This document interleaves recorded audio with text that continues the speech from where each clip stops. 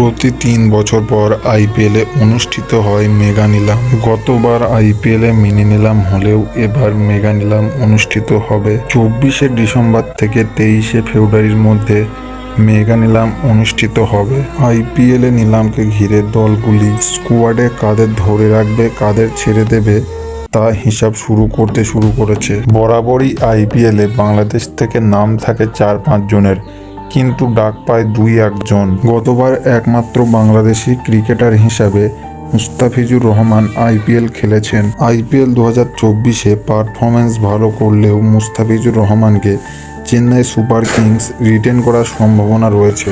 এবারের আইপিএলে অর্থাৎ আইপিএল ২০২৫-এ যে নিলাম অনুষ্ঠিত হতে চলেছে সেখানে বেশ কয়েকজন বাংলাদেশি ক্রিকেটারকে দেখা যেতে পারে। নিলামে নাম দিতে পারে বাংলাদেশ থেকে ৪-৫ জন ক্রিকেটার, যাদের দল পাওয়ার সব ক্ষমতা রয়েছে।